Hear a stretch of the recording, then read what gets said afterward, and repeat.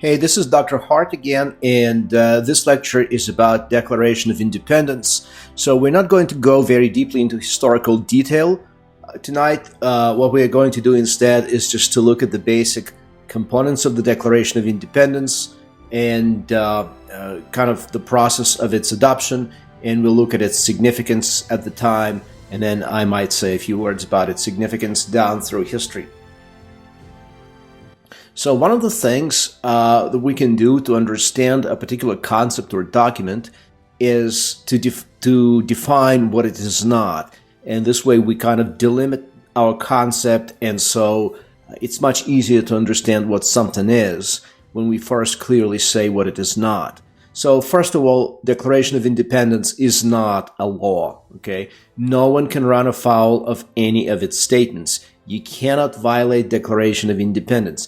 Government officials cannot violate Declaration of Independence because it is not legally binding. However, what you do find from time to time is that judges, including Supreme Court justices, actually look at the Declaration of Independence to determine the principles that guided the founding generations. So in terms of looking back in history and trying to derive some wisdom from it to support the text of the Constitution, that happens from time to time. But in and of itself, Declaration of Independence is not law.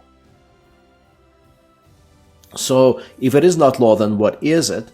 It's a set of philosophical principles and also a list of specific historical complaints against the English king. It is also the most important document since it was written in 1776, at least most important political document, because every self-determination movement has used it to justify itself, like the feminist movement, which asserted the rights of women, and various anti-colonial movements in the 20th century. What they do is they adopt the text of the Declaration of Independence and revised it somewhat for their own purposes. So, of course, at the time, neither Thomas Jefferson nor the Second Continental Congress could have known just how important Declaration of Independence would become. But today, we have a different perspective. And so, looking back to history gives us a completely different understanding, having this perspective, because now it's been 2.5 centuries almost since the writing of the Declaration of Independence, and its meaning today is different from its meaning when it was written. This just goes to show that even though facts may not change as history unfolds, the meaning of facts does in fact change. A joint statement, it's a joint statement primarily authored by Thomas Jefferson, but also included input of other 4 committee members, of which Jefferson was a part, and the committee was appointed by the Second Continental Congress. So you see here on the far left, this ghoulish-looking man is Roger Sherman of Connecticut, who also would become important later during the Constitutional Convention. So he was very important down through American history. Of course, Benjamin Franklin of Pennsylvania, Thomas Jefferson of Virginia, of course, John Adams of Massachusetts, and Robert Livingston of New York. So what you've got here is representatives of the largest states plus Roger Sherman. Of course, back then, in terms of population and probably the size of the economy, Virginia was the most significant state, so Thomas Jefferson was there. Rather, it was not a state yet. We're still talking about colonies, a colony, I'm sorry. And Massachusetts was the second one by population and probably the economy. Then you had New York. New York was already the financial center of colonial America. Benjamin Franklin of Pennsylvania already an important state, and Benjamin Franklin was probably the most notable, most well-known American at the time, and Roger Sherman representing a small state of Connecticut. There was some back and forth between Jefferson and Adams in terms of who would write the Declaration of Independence. Actually, Adams was older than Jefferson, and Jefferson, in deference to him, wanted him to write it, or at least he offered him to write it. And Adams said, no, I want you to write it. And Jefferson said, what might be your reasons? And Adams said, well, reasons enough. And Jefferson said, what are they? And Adams said, well, you are more popular, you're more charismatic. But of course, the real reason why Thomas Jefferson was chosen to be the face of the Declaration of Independence is because he was a Southerner. He was a Virginian. Southern colonies were the least pro-independence, or put it another way, they were the most pro-loyal to the British. And there was a lot of fear in the Second Continental Congress that if a Northerner was chosen to be the face of this independence movement, then Southern colonies would kind of balk at this whole project and say, well, this is not our fight. And by the way, that's the reason why the Second Continental Congress handed the control of the Continental Army to George Washington, another Southerner, another Virginian. There were better generals in the country like Horatio Gates or Benedict Arnold. But Washington got the command because, again, they were afraid of Southern disquiet that the South would just not support this independence project. Anyway, Thomas Jefferson, aged 33 at the time, was chosen to be the primary author of the Declaration of Independence. What were the main, or who was the main philosophical influence on Thomas Jefferson? That was the English philosopher John Locke. In particular, it was Locke's second treatise of government that served as a model to Thomas Jefferson's Declaration of Independence. And what were the main principles of Locke's political philosophy? So the first principle is natural rights.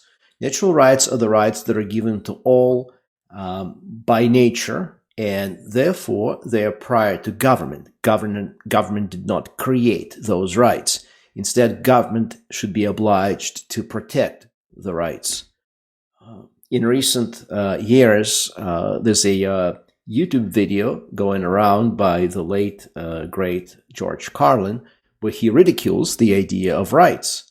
And this video has been picked up in recent months and years by reactors who are reacting to this idea of rejection of rights. But of course, Carlin's rejection isn't new. You can find a systematic discourse, a systematic rejection of those rights in the utilitarian philosophers Jeremy Bentham and John Stuart Mill in the 19th century. Of course, even going back before that, you can probably find it in Voltaire's Candide and Voltaire's description of the kind of indifference and cruelty of nature. So Locke takes a leap of faith when he says that natural rights exist. He was the one who developed this idea to an extreme.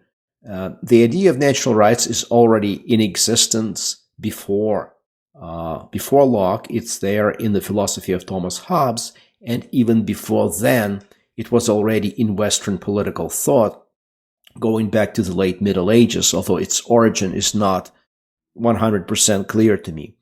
But what's important here is that Locke pushes forward this idea, which of course becomes important not only to Thomas Jefferson and his Declaration of Independence, but also to the entire Anglo-American political philosophy. So Locke identifies certain natural rights by name. These are rights to life, liberty, and estate. And all three of these he combines into one concept called property, because these three rights are proper to you, which is why when Locke says property rights, what he actually means is life, liberty, and estate. By estate, he means private property. All of these things are natural property rights. So, next, we have to discuss Locke's idea of human nature, because that would also become the idea of human nature that is implied in the Declaration of Independence and that is implied in the Constitution of the United States. So human nature is basically good but imperfect. Locke laments the inability of humans to remain impartial when it comes to their own personal affairs, and Locke says that when it comes to punishing the crimes of those who transgress against us, we tend to go overboard, and so we are not completely fair because we try to retaliate to an extreme in a way that is disproportionate to the offense committed against us, because we take personal deprivations so well personally, so we overreact. Which is why, according to Locke, government is needed to assure justice. So why is this description of human nature basically optimistic? Because it implies that people are good enough to govern themselves, but they're not perfect. So they cannot completely be trusted to exist without government. They need government in order to remedy the imperfection, but they're sufficiently good to be trusted with governing themselves through their government. Locke was also concerned with the question of toleration, and his opinion on the subject evolved over time. He eventually came to think that religious toleration should be granted to all, except for Catholics and atheists. And this is not a political theory class, so I'm not going to go into his arguments as to why he thought that. But suffice it to say that when it came to a variety of Protestant denominations, Locke was willing to grant toleration to all of them, which by the standards of the time was pretty tolerant. So Locke was also known in the American colonies because he was the author of the Constitution of colonial South Carolina. So this was not just a philosopher whose thought dropped out of nowhere and was adopted by Thomas Jefferson. He was known, particularly among the elites in the American colonies.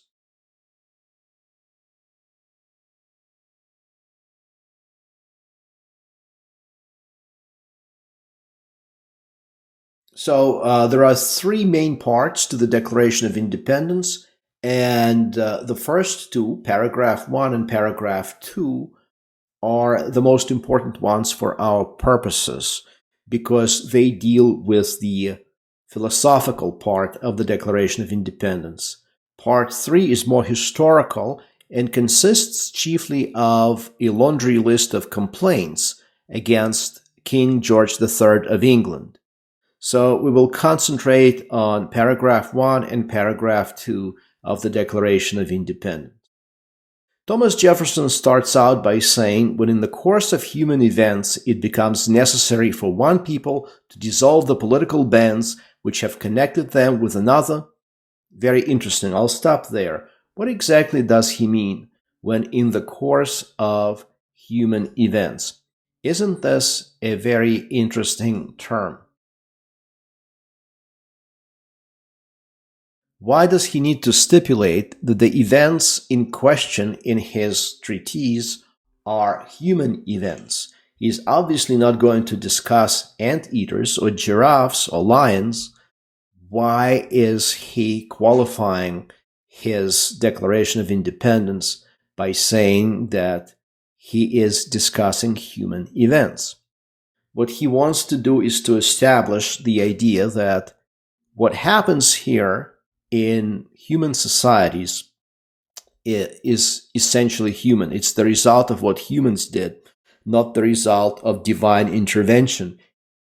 It's not God's divine plan that's unfolding. It's human. It's the human doing. The reason why he needs to establish that is because the most common form of government down through time is monarchy.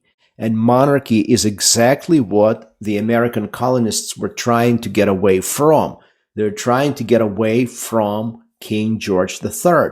Question: how is monarchy legitimized? What makes monarchy legitimate or valid?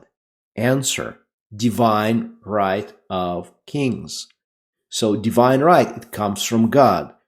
Jefferson wants to reject this idea and to say that by nature or by God's providence, nobody is destined to rule or to be ruled, because historical events are made by humans. But then he goes on to talk about the laws of nature, which is, we know what this refers to, the laws of nature as they were described in John Locke, for example. And then he talks about nature's God. Interesting. So God is present in his Declaration of Independence, but it's not any particular God, it's nature's God. Here, Thomas Jefferson reveals his deist beliefs. That is to say, he believes in an unknown God, in an unnamed God. He doesn't say God of the Bible, he doesn't say Jesus, he says nature's God. Deists like Isaac Newton and Benjamin Franklin and Thomas Jefferson believed in God. But they also believed that while God created this world, after the act of creation, he withdrew. He did nothing. And events unfolded as they did without God directing those events. So Jefferson does not go full atheist. He does not reject God, but he does reject the idea that God interferes in societies and that it is God's will to have some people as rulers and other people as being ruled. That's not God's will. That's human events. So this is basically the essence of Thomas Jefferson's introductory paragraph in the Declaration of Independence. Now, the second paragraph is probably the most crucial for our purposes, and it is the best known in America and the world. Jefferson writes, "We hold these truths to be self-evident, that all men are created equal, that they are endowed by their Creator with certain unalienable rights, that among these are life, liberty, and the pursuit of happiness, that to secure these rights, governments are instituted among men, deriving their just powers from the consent of the governed." We should stop here and try to parse this. So first, Thomas Jefferson tries to establish the idea that what he is pushing here is not merely his perspective, and it's not somebody else's subjective point of view. Instead, these are truths. We hold these truths to be self-evident. He doesn't say these are perspectives, these are points of view or opinions. He says these truths. And then he tries to tell us how exactly he knows that these are indeed truths and not just opinions. Well, because they are self-evident. Well, what does self-evident mean? It means obvious. You cannot even argue about them because it's so obvious, and if you argue against them, you're probably crazy. So in Euclidean geometry, you would call these things axioms, and they're supposed to be accepted just because they're self-evident. And then on the basis of axioms, you can perhaps develop theorems. You can prove theorems. And then on the basis of theorems, you can prove ever new theorems. But you have to start somewhere. And Jefferson starts from that which is not in dispute, which is self-evident. Well, the problem, if you took a philosophy class, you probably know what the problem is here. For a thing to appear to be true and for it to actually be true, these are completely two different things.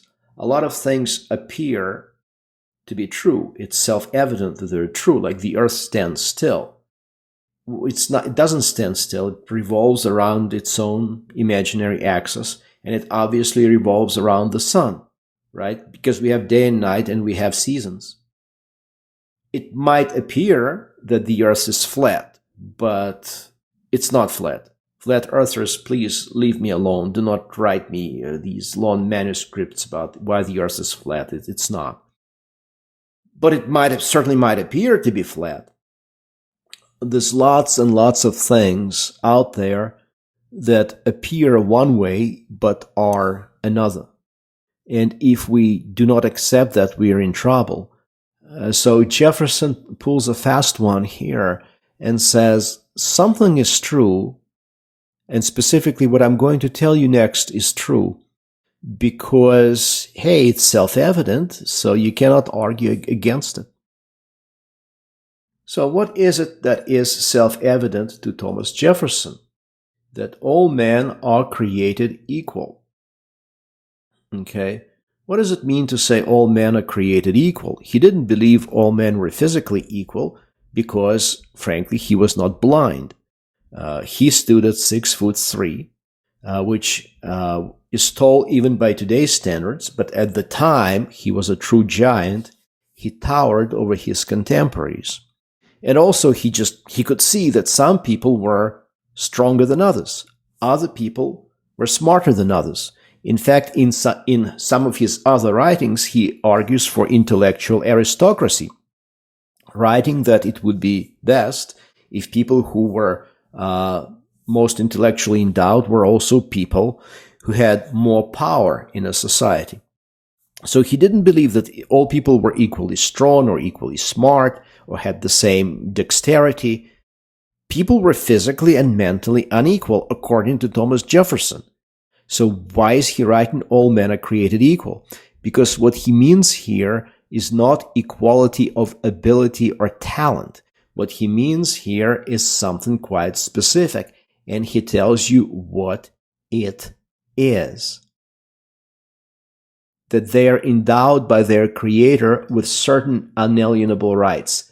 This is the way in which all men, and today we would also add women, so all people are in fact created equal in that they are endowed by their Creator with certain unalienable rights. That's the meaning of equality to Thomas Jefferson. And then he elaborates that among these rights are life, liberty, and the pursuit of happiness. Okay, you should by now definitely hear the resonance of John Locke here. Locke also identifies life and liberty as what? Natural rights. But remember, Locke has estate instead of happiness. Thomas Jefferson uses happiness. We do not know exactly why.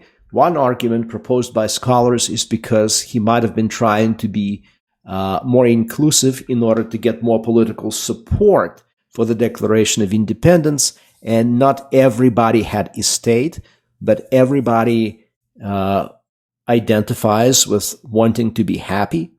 So maybe that's why.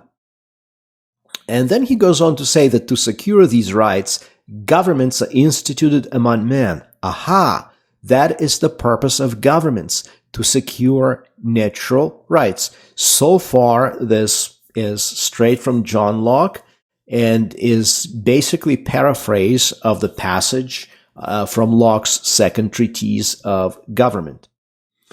And then Jefferson says, deriving their just powers from the consent of the governed. So why does government have the right to rule over the governed? Because the governments have consented.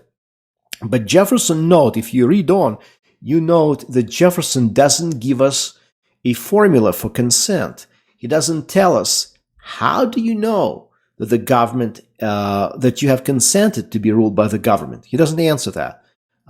So presumably, if you continue to live in your society and participate in it some way politically, you have consented.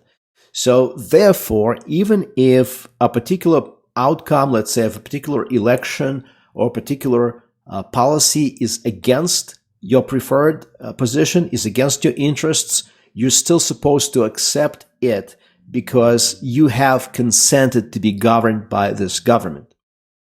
And then he goes on to give the people the power of revolution, that whenever any form of government becomes destructive of these ends, i.e., protection of natural rights, it is the right of the people to alter or abolish it and to institute new government, laying its foundation on such principles and organizing its power in such form as to them shall seem most likely to effect their safety and happiness.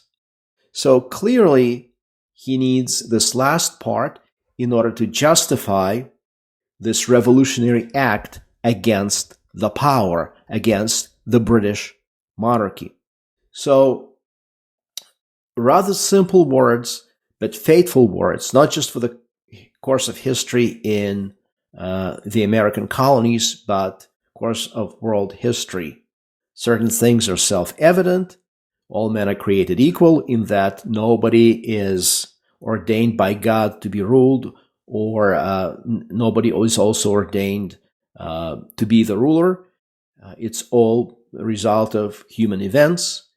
Everybody has natural rights. They are prior to government. These rights include life, liberty, and the pursuit of happiness. There may be others, but at least there are these three. And in order to protect these rights, people create governments. So quite simple and quite important. So this is the essence of the Declaration of Independence. I believe that this is all for tonight. Thank you very much. I hope you learned something, and I will see you in the next one.